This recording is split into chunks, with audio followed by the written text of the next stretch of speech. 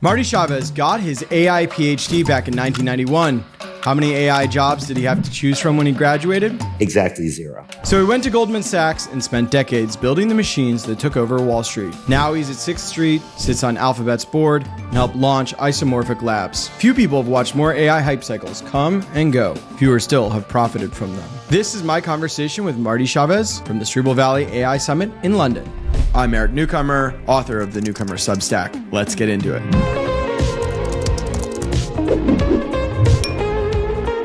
When you think about like institutions like Goldman Sachs, or like they're certainly more cutting edge than many. So like when you think of like the big old guard, powerful industries, where do you think they are right now on this like AI journey? Are they like fatigued where it's like it's been oversold? They're true believers, or what is your sense of like these mass enterprises and their relationship to this AI mania? Well, this will be a little bit particular to Goldman Sachs. So I'm old, so I like to think that this is the most exciting time ever to be alive and to be a computer scientist.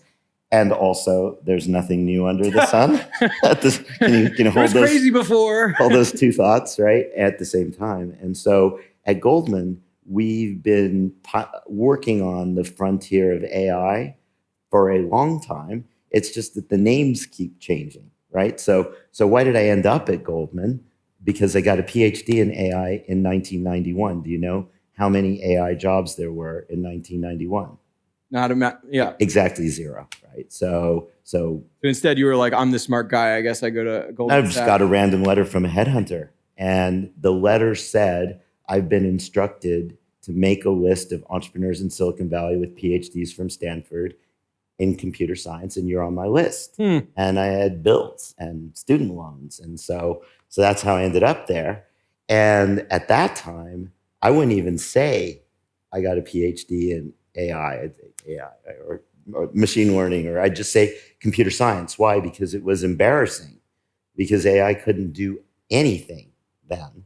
And so I ended up at Goldman, and they had this crazy idea, let's build a digital twin of the trading business. Let's build a piece of software that models everything that happens in the trading business so that we can lose a lot of money and then say, it was only a simulation, okay? Right. As opposed to losing it in real life. But then around 2011, we started to see something different happen. And it's kind of cute. We called them Algos. Does that name? Right. Algorithmic trading. Algorithmic trading. But it's the same thing exactly as agents. It's humans out of the loop making trading decisions. They were pieces of software that put orders to buy and sell stocks into the exchange. What could possibly go wrong, right? Everything went wrong. There are many companies that no longer exist because they bankrupted themselves. There's a legendary example of a company that thought it was trading in a simulated test environment, except the trades were being routed to the actual exchange, and in 40 minutes they were bankrupt. That was night trading. Wow. Right? So this stuff has been around for a while. We just didn't call it agents. And so at Goldman Sachs and many other places, this is just the next iteration of something that's been around for a long time. And I think we already know how it's going to go, right? So there's a lot of concern about jobs, for instance, job loss. Well, so here's what happened in the trading business of Goldman Sachs over 15 years of bots or algos or AI or whatever you want to call it. There are, would you guess if there are more people in the business? I assume way more people. Way more. The business is way bigger. Complexity gives people a lot of stuff to do. It makes way more money. It does very much more complicated trades. But if you were to list all the activities of the people 15 years ago and the activities of the people now, they're completely different. And do you think the same people kept their jobs? I guess one of the issues and I want to get into sort of the public policy stuff more after we get through this period, but like, but just given you brought that up, like, do you think the same people kept their jobs or new jobs were created and some people lost? So there was one day in 2011 where I became co-head of the equities business, right? So it was a little Goldman Sachs drama. If you were a quant like me, you thought this was the best thing ever. If you were a trader who wasn't a quant, you're like, not the champion. not that guy, want, you know? not that guy, right? I want the guy who's like, you need gut. Like.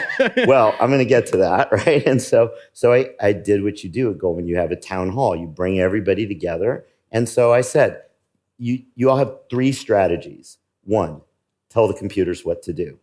It's been a great strategy for me. It's not for everybody. 2, collaborate with the computers and the people who tell the computers what to do. I love this strategy. I urge you all to adopt it. Everybody can adopt this one. Strategy 3 is idiotic. In the name of what you think of as your job security, stand in the way of progress, stonewall the people who tell the computers what to do. If I catch you executing that strategy, I will accelerate the end of your career to right now. And afterwards, my boss said, Jesus, Marty, that was dark. And I said that I thought I was being helpful. And people still to this day say, I was listening. And I went for strategy 2. From this anecdote, and just the experience of Goldman Sachs, one takeaway, if they've already been doing it, is that they don't want some external company doing it for them, right? It's like not generally. Right. Yeah. So what is there opportunity, I guess, for all these startups that say, oh, we're going to do all this AI stuff for you? Yeah. Or are they just proving to incumbents that realize, wow, if this is our core competency, ultimately we're going to have to do it ourselves? So when I started at Goldman, 93, we had in our group a mantra that we thought was really clever and cute, which was the only thing crazier than writing all your own software is not writing all your own software. But it was 1993. So we wrote our own object-oriented, transactionally protected database. We wrote our own programming language. If you squint, it looked a lot like Python, right? But this was all happening in 93. And that was a strategy that served us really well. But when I became chief information officer, we changed it. And we said, we're gonna do it a different way. First, we're gonna see if there's open source. And if there is, we're gonna use that. And then only if there isn't, are we going to go out and look at vendors with a preference for open source packaging by vendors. And then as a last resort, we're going to write our own software. And they're still doing that at Goldman. So you can sell software to a huge company like Goldman. The exciting part of it is it's probably going to be a big contract if it's going to be material for Goldman, but the sales cycle's brutal. It's the last thing they want to do. It's like, all right, only if you can convince us it's better than any alternative. And we would say that up front, that you had to do that. But this is very particular to something on the scale of Goldman. And my firm now is a private capital firm, 6th Street. We spun out of TPG. We have $140 billion under management. We buy a lot of software. We're huge users of AWS. There is an AI company that we actually are using. It's called Abacus.ai. And you can think of it as data wrangling plus smart order routing to a bunch of different LLMs. And it's really on fire inside the company. And we would not do that on our own.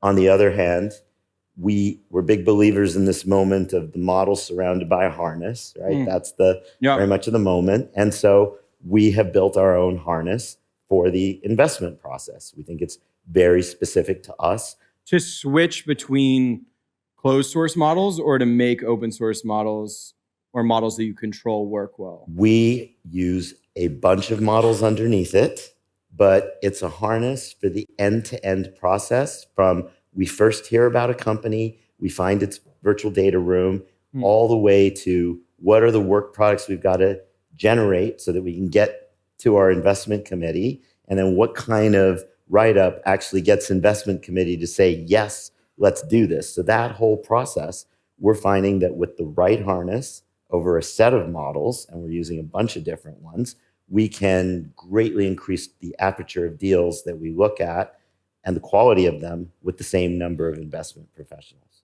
What is your view, and this is such a big question, but on the market sentiment to AI? I mean, we had this sort of Asia freak out. SpaceX is trading down a little bit. I didn't get the latest stats. It's only been a week. I know, it's only been a week. It's priced to perfection. I don't know, but what is, do you think one way to put it directly is like OpenAI, Anthropic will be received positively by the markets, or what can you tell us of your view of how the markets are going to continue to read the AI moment?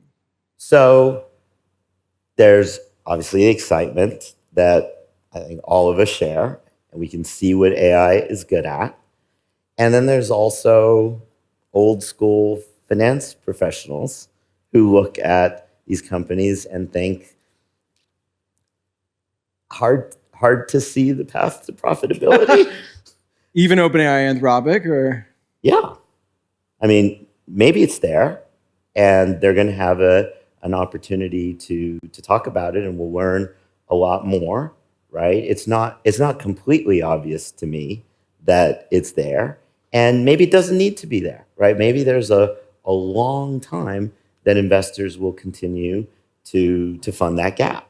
And that's the thing that's unknowable, right? It's the one axiom of finance is that investors will keep funding until the moment that they don't, and nobody can predict it. It would be a fool's errand for me to attempt to predict when that would happen.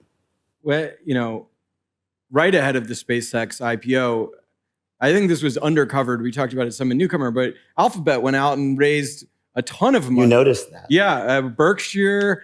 Yeah.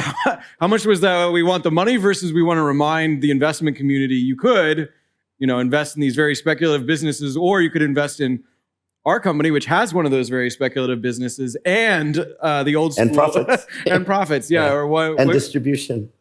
I don't know. What do you make? Why raise all that money? Well, it was some I don't know. It was like $85. It ended up at billion. with the green shoe. It ended up at around there.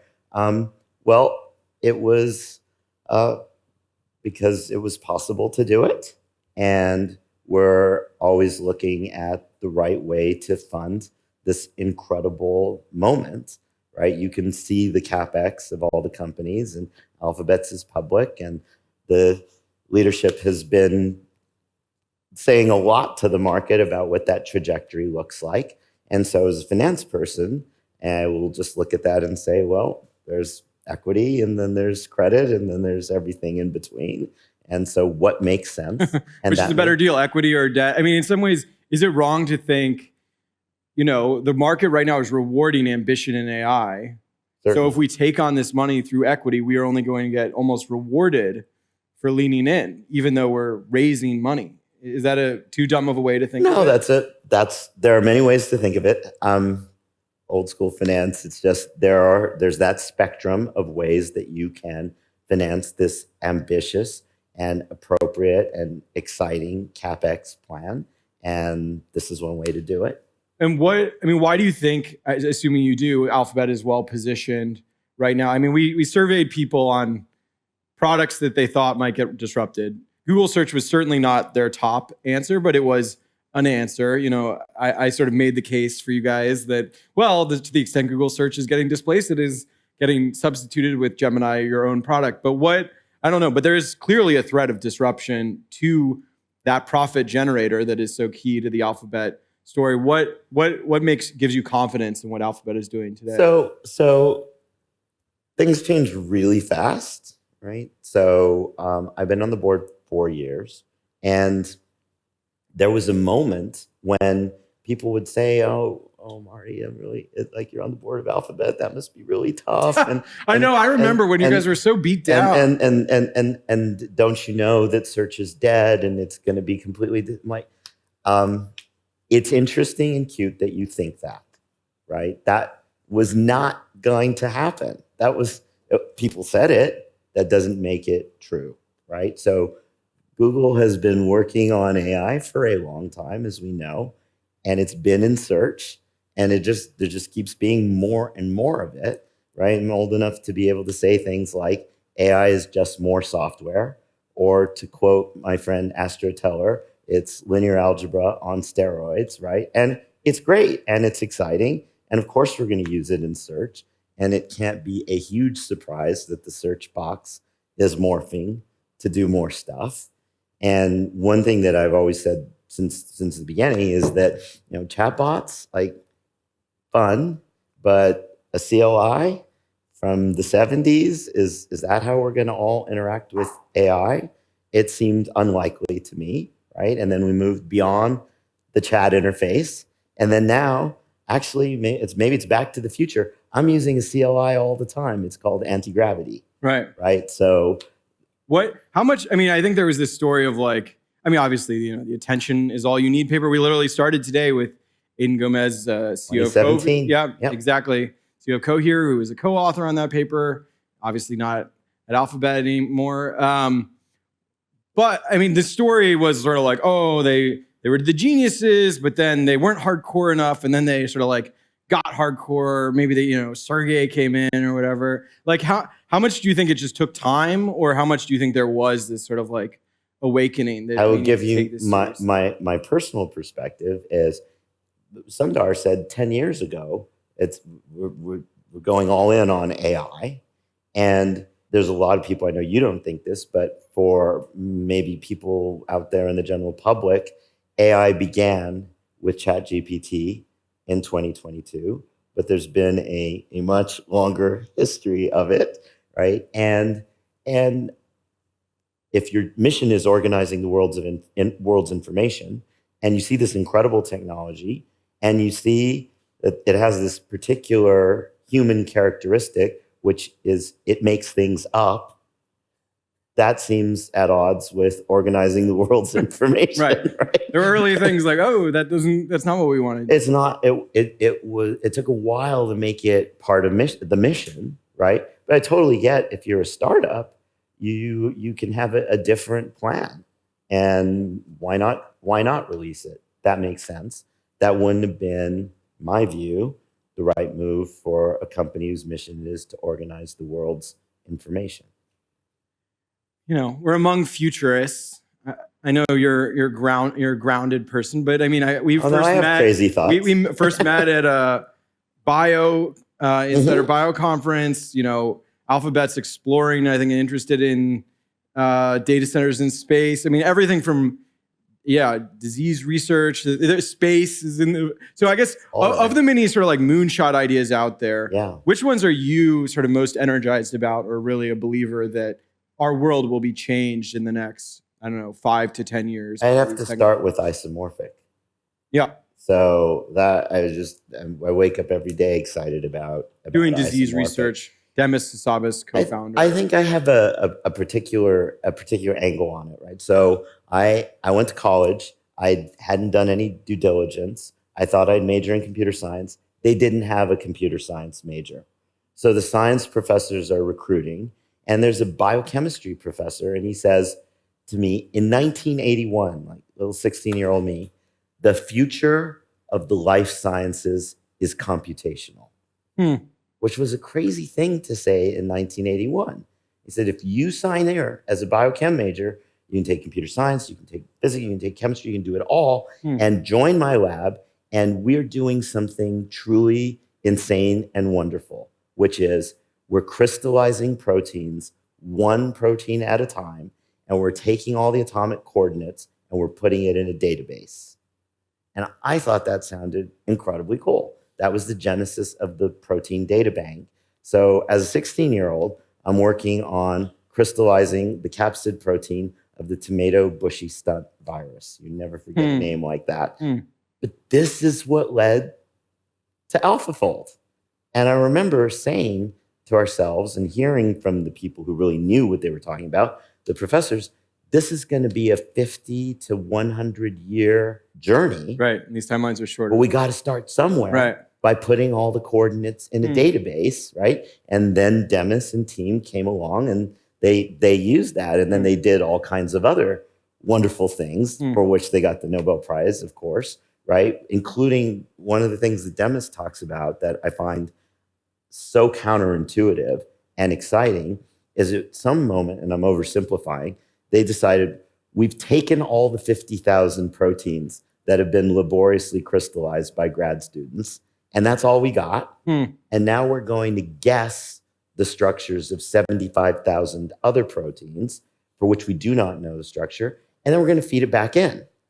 Now that could have sent the model out into the weeds, but instead something amazing happened. It leapt to this new level of understanding how proteins fold. And then after that, it could predict hundreds of millions, right? So Is I love your that. like we just saw, Midjourney is doing these sort of sauna scans. Mm. Do you feel like your health today has been improved at all by the AI industry, or you think a lot of these I think it's on the work come. is I think it's on the come. And one of the, this is not going to be surprising to anybody. I think it's well accepted at this point that AI is really good at finding molecules given a target. And that is an incredibly important part of inventing new drugs. But it's just one part. There are many, many other parts. And they're complicated. And they're complicated because many of them are legal, social, and political judgments, right? Like a clinical trial. If a randomized control trial is the only acceptable evidence of a drug's efficacy, then those are expensive and those are slow.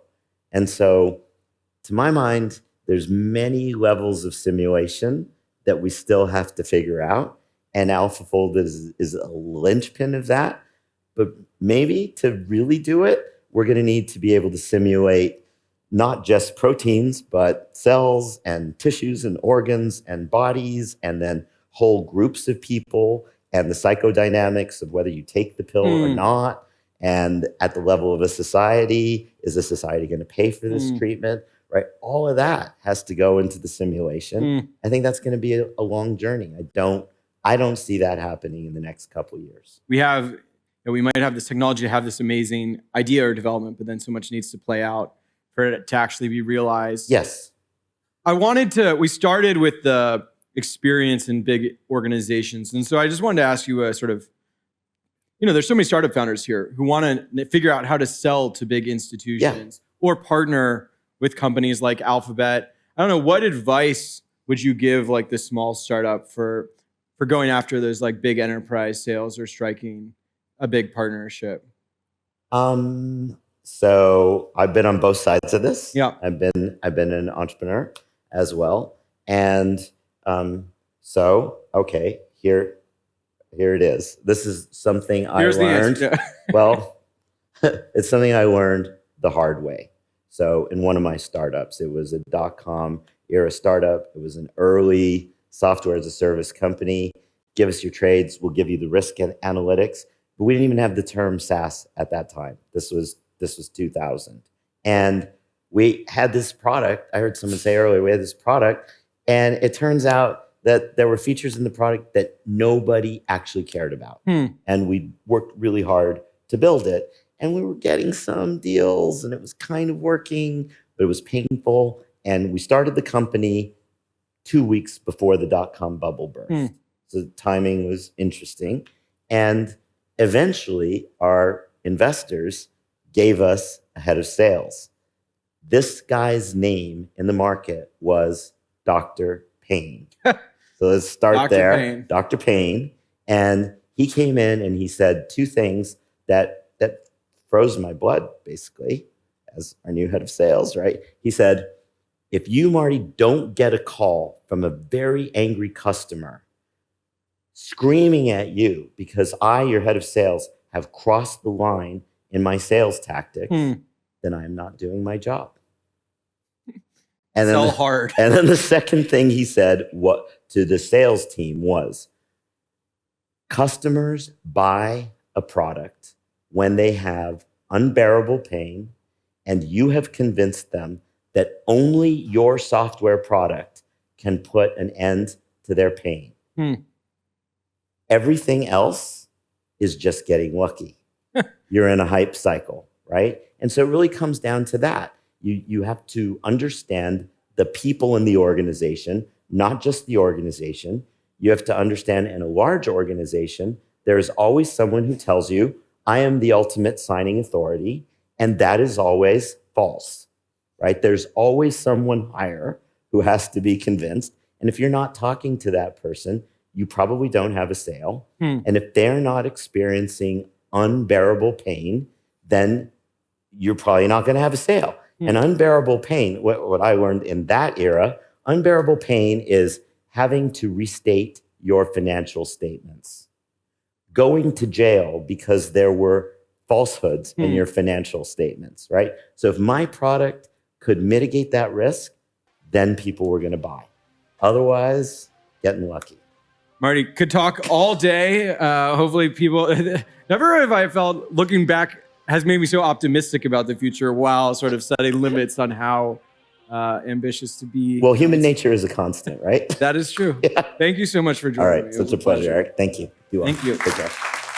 That's our show. This is the Newcomer Podcast. Thank you so much for listening. Please like, comment, and subscribe. You can follow more on the Substack at newcomer.co.